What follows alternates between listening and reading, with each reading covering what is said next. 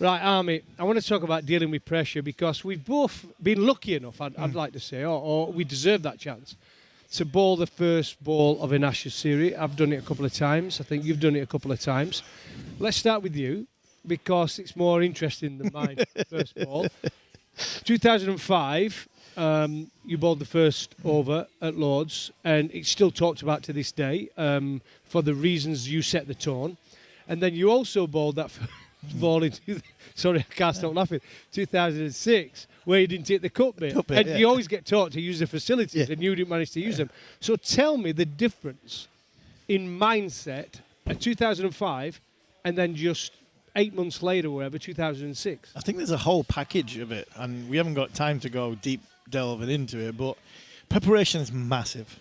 So pressure's only something that comes in when you know you're not right. 2005, I was right. I played with you in the one-day series before that. You know, we played top of your game. Yeah, I was at top of the game. I played 4 first-class matches for Durham. The start of the season, took 35 wickets. I mean, I was the leading wicket taker in the country by a mile and played half the games when it comes to be ready for that first over. It was the first time I'd ever taken the first over for England. I don't know why it changed. Hogarth always took the first over. Well, so I'd never done it before. Let me ask you on that. I know why you took the first ball, because of what happened in the one-day series. We were trying to hit them and shoot, play with aggression. Yeah. And you were our quickest bowler, right? So that's why you bowled the first over. I'll tell you why. That was it, and I was ready for that. But I think the most important part of this conversation is about dealing with pressure. And I always felt as though I could deal with pressure, not a problem. I still can. I still could. You know, that first ball in Brisbane was about preparation, a little bit about pressure. I mean, if you want to talk about that being cracking under pressure, I mean, Sydney was 5 test matches away. Sydney was 20-odd days away. I never missed a day. Didn't come off once. So if pressure was something that you could say was like cracking under, I'd have been home. I would have been home by Adelaide, second test match. You know what I mean? I mean, you know, if pressure was massive and I felt as though the pressure was going to gobble me up, you know, Andrew Flintoff talked about it when he talked to me a few weeks ago when we were talking about his book, and he said he knew, he could see in my eyes that we wasn't quite right. And I'd missed I'd played in one game, I had a month's preparation going into it. I was nowhere near fit. I think I took 1 wicket before the third test match. I just wasn't. It wasn't until sort of it took me like 100 not overs to get ready. Because you were someone that didn't need to bowl. Didn't need to bowl. I mean, where Simon was a bit like Mark Wood, bang off it, bang. You were a little bit. You were being a lot. So it took me 3 weeks. It took Simon 2 days. It took you maybe a week. It took Hoggy maybe 2 weeks. All pressure comes from not being prepared. I wasn't prepared in Brisbane. I was prepared for the occasion, not a problem. You know, by this time, I'd been number 1 in the world. I'd been part of the best team in the world. I'd won the Ashes already. That wasn't pressure. I could handle that pressure bit. I wasn't prepared. And the prepared bit put me under pressure. And I think all that come together, I'll try too hard. What happens when you try too hard and you're not quite right? It goes a little bit all over. You see, if you were prepared mentally, I say, not saying you cracked under pressure, because I know you didn't. I know what you're like as a personality.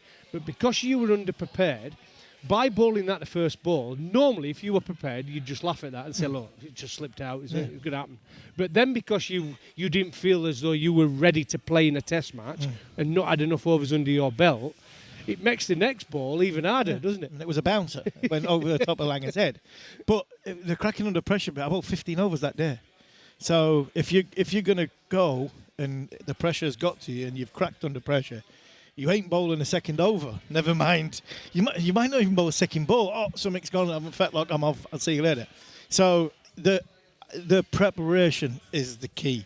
Pressure is, for a professional sportsman, for an elite player, for somebody that's playing at the very highest level, pressure's nothing. Preparation is everything, because you should be able to close your eyes, run up and go, bang, there, I'm ready. I couldn't do that. I wasn't ready. And you'll have had it in your time. You know, why do you play against universities at the start of the season and a freezing cold? Because you need overs to get under your belt. Why do you go on pre-season tours? All this stuff. Modern day has talked about it. You know, Ben's just called Beefy and Gucci and all them has-beens because they talked about the preparation. England have been preparing. England have been Loughborough, they've been preparing away from it. There's nothing substitutes. I still don't think enough, though. I don't think they have. I think preparation hasn't been as ideal as it should be. It's somewhere in between. And it's about to show whether it is or not, because Optus Stadium in Perth will tell us if England not cracked under pressure, if England have prepared enough. If England go win that first Test match, I think Ben Stokes can comfortably go down the street, Mr. Bean style. I'm not going to put the fingers up, but give it 6 now towards them people and say, right, we know what we're doing. We handle the pressure. We play in IPLs. We play in big stadiums. We do all this. The preparation for me is more important, because if you're an elite sports man or woman, you can handle pressure. I mean, you were one of the best. You were one of the best I ever seen when it comes to pressure. 10 to win. England. I want the ball. Anywhere you want, your chest coming out. Yeah, don't bother who's balling. I look at it. That's not pressure to you. No, because the way I look at it, Army, is there's no pressure on me. No. Pressure's on the batter, because I think in my mind, but if we win this game from this situation, I'm the hero, right? I'm the one everybody claps off. If I don't and we lose, everybody claps off the batter because he's just hit me for 10. So that's the way I handled it, because even at Lords, I'm running into ball, everybody's watching me, 20,000 people. So I'm obviously nervous energy, right? There's nervous energy. All of us have it. You've got to have nervous energy. If you ain't got any, there's something wrong with you. You're dead, basically. So there's nervous energy. I'm thinking, I'm running, ball a good delivery, swings away, batter leaves it, goes through to the keeper. Everybody claps, right? Ball back to the mark, next ball.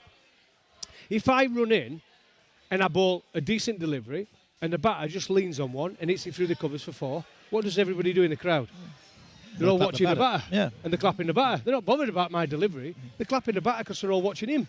But what I'm talking about is right at the very end of the game. You were very good at the end of the game, because you could hit that white line 6 out of 6. Now, that wasn't natural to me. That was something that you practiced. You prepared yourself for. You and Andrew Flintoff, two of the best death bowlers that England have ever produced. Talk about going at Yorkers, going at the white line. No matter what you needed off the last over, Gough, Flintoff, they knew how to do it. I couldn't do it. It didn't become natural to me. So I never practiced that. But it was your preparation would be, give me the ball, I'll stick my chest out and I'll bowl 6 Yorkers 6 out of 6. That was when mine and Flintoff's skills. Your skills were different skills to. But you were prepared for that skill. And I think the preparation side far outweighs anything you can do about cracking under pressure. The cracking under pressure bit, I mean, I think that's about how you get to that point. You get to a nervous point. And if you're prepared, you'll nail it. If you're not prepared, you won't nail it. And I think that's how that's if you want inverted commas to handle pressure. Make sure you're prepared for it. All right, I want to ask you one question, because I probably know what the answer is going to be here. Because I speak to a lot of people now, and my wife works in wellbeing, and she does a lot of breath work stuff, and about calming everything down, your heart rate, your mind that's rushing and everything. And also visualization. That is something that I definitely, absolutely 100% did when I played cricket. I'm not sure you probably did those sort of stuff. So breathwork, visualization, you never did anything like that? No, the breathwork stuff I didn't think was around at that time. And like 20 years ago when we were playing, I don't think anybody spoke of that. They did the breathwork stuff. Well, the visualization. Yeah, but you could do breath work. Yeah, but at the time it's always been there. You've always had breath. Yeah, I know, but we otherwise you're dead. But it wasn't spoke about in a way to sort of deep breaths. It was more just deep breath. Yeah. So take 10. If you can take 3 deep breaths and then count to 10, you'll be all right. And it's like old wives' tales, wasn't it? But then what you're talking about there, the visualization bit, there was a little bit, but not much. But I mean, great story. I struggled at Old Trafford, had an absolute shocker. I kept going down leg side for some reason. 2 balls and over, bang down leg side, bang down leg side. Just couldn't get it going. And I got put with one of the golf putting coaches that night time. And he just said to me, and what he did was, he said to me, and it worked. Brilliant, it worked. And he just said, your head's down all the time. Get your head up.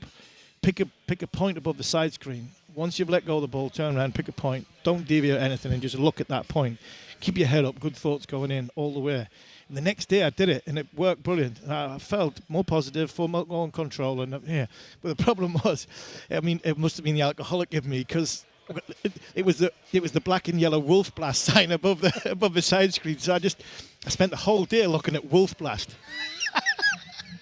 So I turned round after every ball at Old Trafford. I think it was against West Indies. I turned round, got to the past the stumps, past the umpire, and I just stared at the black sign, Wolf Blast, black and yellow sign, and I just stared at it, got to the top of my mark and let it go.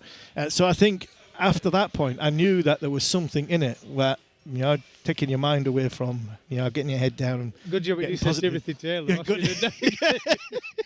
You'd have never got it out of your mind. I never got it out of your mind. You don't drink wine, so you'll be all right. I was all right. But as well as that, and, the visualisation from a fun side of it, I mean, in Brisbane, you're thinking, right, Langer's, he's waiting for that short ball, isn't he? So you pitch it up, you swing it in, you take it away from the bat, and you get him to nick it, or you bring the ball back onto off stump, and visualising-wise, I got about 95% of it spot on. I just missed him out, didn't I? It went to slip, so no. But it was visualisation, that side of it, I don't think was as serious as what it is now. I think it helps now, and it probably helped then. I just don't think, with hell of a lot of other tutorials that you get around handling what it's like to be a sportsman or woman in the modern day game, living with 24-hour sports news, living with social media, living with everything like that, I think there's a lot more coping mechanisms to help. And them things were there, but they weren't really taken that serious, I don't think.